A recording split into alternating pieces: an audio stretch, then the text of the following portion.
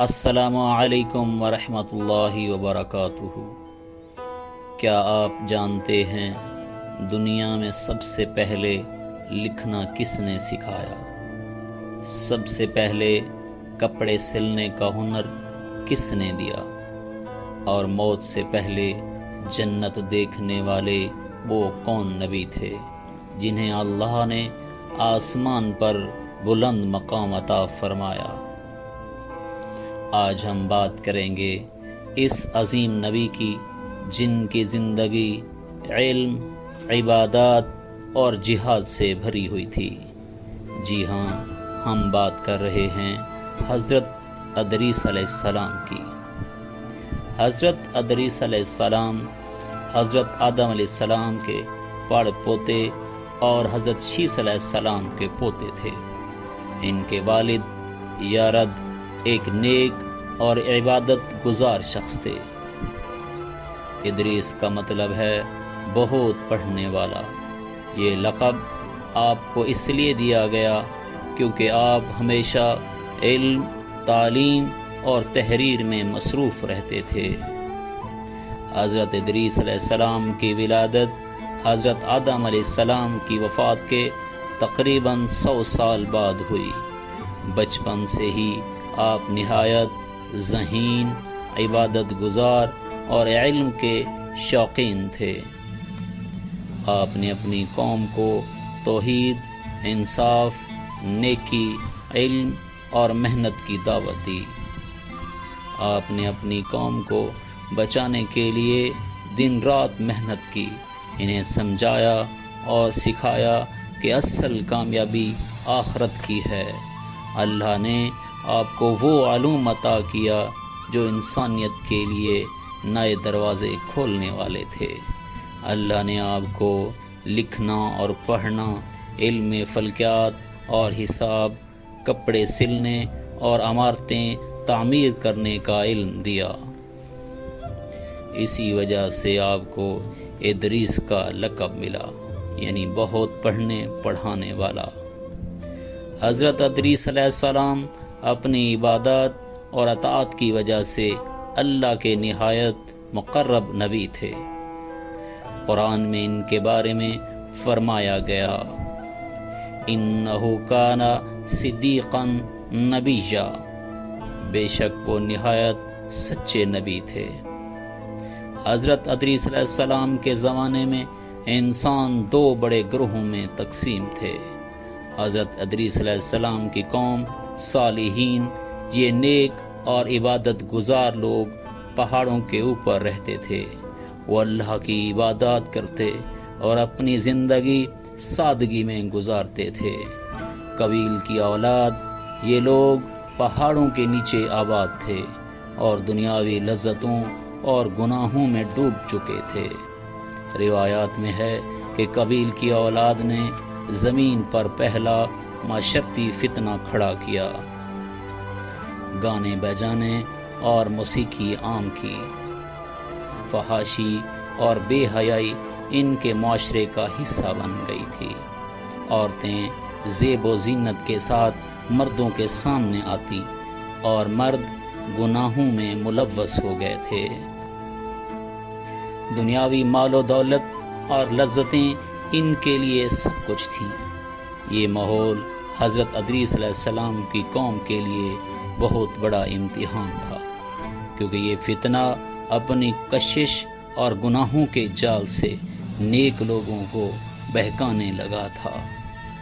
حضرت ادریس علیہ السلام نے اپنی قوم کو سختی سے نصیحت کی، ان لوگوں کے پاس مت جانا، ان کی محفلوں اور گناہوں سے بچو، ان کی دنیاوی چمک و دمک تمہیں دھوکے میں ڈال دے گی۔ یہ دنیا عارضی ہے اور آخرت کی کامیابی ہی اصل کامیابی ہے۔ لیکن انسان فطرتاً آزمائش میں پڑتا ہے۔ کچھ نوجوان اس فتنہ انگیز معاشرے کی طرف کھینچنے لگے۔ قبیل کی نسل نے پہاڑوں کے اوپر کے نیک لوگوں کو اپنی طرف بلانے کے لیے چالیں چلیں۔ وہ اپنی محفلوں کو پرکشش بنایا کرتے، گانے بجانے کی آوازیں पहाड़ों तक पहुंचती। कुछ लोग इन आवाज़ों और दावतों में बह गए और वहां जाने लगे। हज़रत अदरीस अलैहिस्सलाम ने इन्हें बार बार समझाया, ये लोग तुम्हें बहकाने के लिए सब कुछ कर रहे हैं। याद रखो, जो शख्स फितनों में पड़ेगा वो ईमान से हाथ धो बैठेगा। लेकिन कौम के सिर्फ चंद लोग ही इनकी नसीहत पर कायम रहे। बाकी लोग काबिल की नस्ल के रंगीन फितनों का शिकार हो गए। आपके दिल में एक आरज़ू थी, ऐ अल्लाह मुझे अपनी जन्नत दिखा दे ताकि मैं अपनी कौम को और आखिरत का यकीन मजबूत कर सकूं।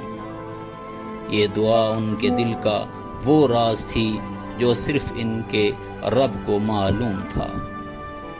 एक दिन अल्लाह ने एक फरिश्ते को भेजा। फरिश्ते ने कहा, ऐ इदरीस, अल्लाह ने तुम्हारी दुआ कबूल कर ली है, तुम्हें आसमानों की सैर कराई जाएगी। हज़रत इदरीस अलैहिस्सलाम फरिश्ते के साथ रवाना हुए। आसमानों के सफ़र में हर आसमान पर उन्होंने मुख्तलिफ फरिश्तों को इबादत करते देखा। ये मंज़र इनके ईमान को और ज़्यादा मजबूत करता गया। जब आप चौथे आसमान पर पहुँचे तो फरिश्तों ने आपको खुश आमदीद कहा। यहाँ आपकी मुलाकात मलकुल मौत से हुई, यानी हज़रत इस्राईल अलैहिस्सलाम से। मलकुल मौत ने हैरत से कहा, मुझे हुक्म मिला है कि मैं आपकी रूह को कब्ज़ करूं, लेकिन मैं तो आपको ज़मीन पर तलाश करने वाला था और आप यहाँ आसमान पर मौजूद हैं। इसी लम्हे अल्लाह का हुक्म पूरा हुआ। हज़रत अदरीस अलैहिस्सलाम की रूह आसमान पर ही कब्ज़ कर ली गई। ये कोई आम वफ़ात न थी, ये अल्लाह के कुर्ब का सबसे बड़ा ऐलान था। अल्लाह ताला ने इस अजीम वाक़े को हमेशा के लिए कुरान में महफूज कर दिया। वरफ़अनहु मकानन अलिय्या, और हमने इन्हें बुलंद मकाम पर उठा लिया। ये मकाम सिर्फ जिस्मानी बुलंदी नहीं बल्कि रूहानी अज़मत और अल्लाह की ख़ास कुर्बत की अलामत थी। हज़रत इदरीस अलैहिस्सलाम को आसमान पर ही जन्नत की झलक दिखाई गई। उन्होंने जन्नत के बागात और नहरों को देखा। ये मंजर ऐसा था जिसने इनके दिल को शुक्र से भर दिया। वो अपनी कौम को बताना चाहते थे कि आखिरत की नेमतें हकीकत हैं, लेकिन अल्लाह ने इन्हें आसमान पर हमेशा के लिए अपने कुर्ब में रख लिया। हज़रत इदरीस अलैहिस्सलाम की ज़िंदगी हमें ये बताती है कि सच्चाई, सब्र और अल्लाह की रज़ा के लिए मेहनत करने वाले कभी ज़ाय नहीं किए जाते। अल्लाह ने इन्हें बुलंद मकाम अता किया और यही वादा हर इस बंदे के लिए है जो ईमान पर कायम रहे। अब सवाल ये है कि आज के फितनों और आजमाइशों के दौर में क्या हम अपनी ज़िंदगी को हज़रत अदरीस अलैहिस्सलाम की तरह इबादत, इल्म और नेकियों से भर सकते हैं?